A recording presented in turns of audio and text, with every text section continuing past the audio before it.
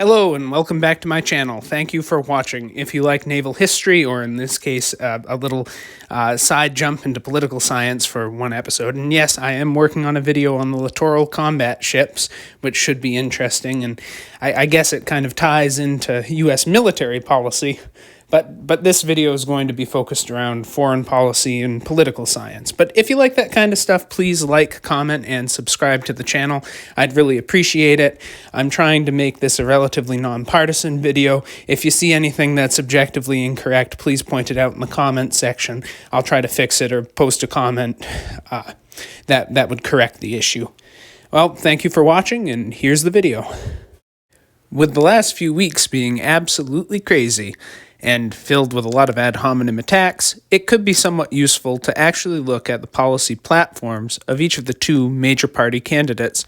I should generally clarify that when I mean a platform, I mean just generally their positions on the issues as they arise.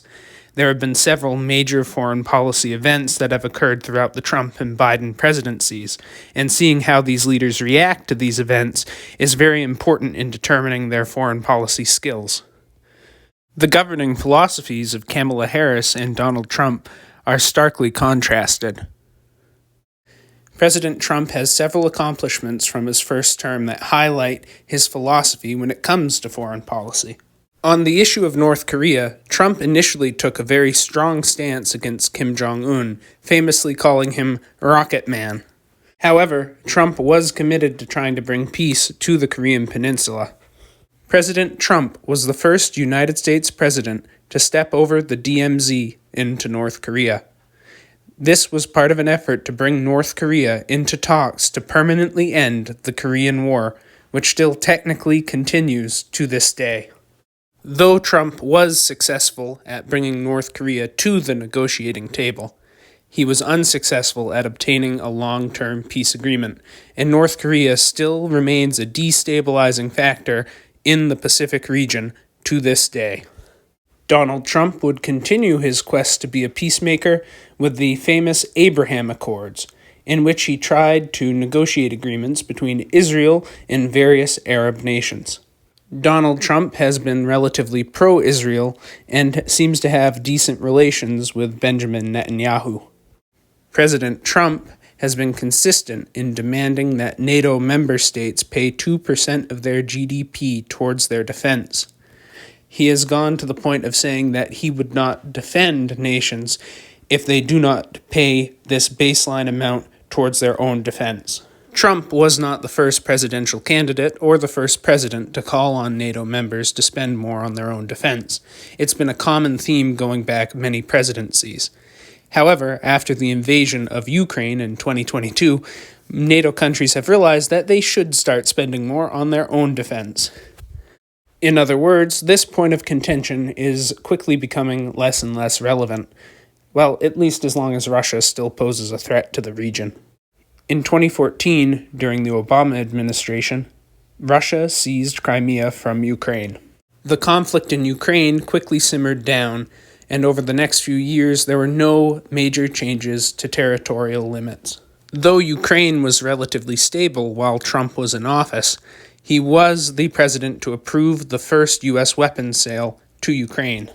Trump quite infamously maintained good relations with Vladimir Putin, but additionally he maintained good relations with Volodymyr Zelensky as well. One of Trump's major campaign promises is to bring peace back to Europe and stop the conflict between Russia and Ukraine with some kind of negotiated, settled peace. Trump's position is that continued conflict is bad for both nations, as they are both bleeding themselves dry. Donald Trump was the president that set the U.S. down the path towards withdrawing completely from Afghanistan. Though it would eventually end in disaster under the Biden administration, Trump claims that he would have been more responsive to the changing situation on the ground, and that the outcome that we got under the Biden presidency would not have occurred under his leadership. Hindsight is 20/20, so we cannot really tell how Trump would have handled the withdrawal from Afghanistan when the Taliban started to break their promises. So, as a general overview, Trump wants to portray himself as a peacemaker. He wants to be seen as somebody that can talk to world leaders, democratic and despot alike. He also wants to make sure that the United States is not having to go bankrupt to defend European countries that are not spending nearly anything on defense. Trade issues and foreign relations with China, which many of those issues stem from, are going to be covered in a separate video if I ever get around to doing it. Vice President Kamala Harris has presented herself as somebody interested in maintaining positive diplomatic relations with U.S. allies. Vice President Kamala Harris has criticized Trump for criticizing Canada and other NATO allies who are not paying the agreed-upon 2% towards defense. Vice President Harris believes that it is more important to maintain good relationships with our allies than to have our allies pay 2% of their GDP towards their defense budget. Vice President Harris is okay with the United States shouldering a greater burden when it comes to defending NATO, so long as we maintain good relationships with our allies. Vice President Kamala Harris played a central role in the U.S. withdrawal from Afghanistan. This foreign policy disaster would go on to set the tone for much of the Biden presidency.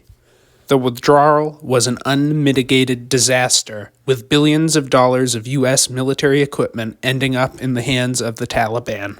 Contrary to some reporting, local allies of the United States fought valiantly, but without the strong logistics network that left with the United States, they were incapable of mounting a significant resistance to the Taliban. The images of the fall of Kabul will be etched into the memory of anyone who was paying attention at the time. The evacuation of Afghanistan was poorly handled. There wasn't a good exit strategy. There wasn't stability. There wasn't a plan. As the Taliban was flying captured U.S. Black Hawk helicopters over the streets of Kabul, U.S. adversaries were looking on and seeing U.S. weakness on full display. It is generally speculated that Kamala Harris will continue Joe Biden's policies when it comes to Ukraine. Vice President Harris has always been a strong supporter of Ukraine and has always been a strong critic of Russia. Vice President Harris criticized Russia for its interference in U.S. elections and advocated for sanctions against the country on numerous occasions. Vice President Harris has been in favor of sending military aid to Ukraine, and she would likely want to see Ukraine take back all of the territory it has lost in the war.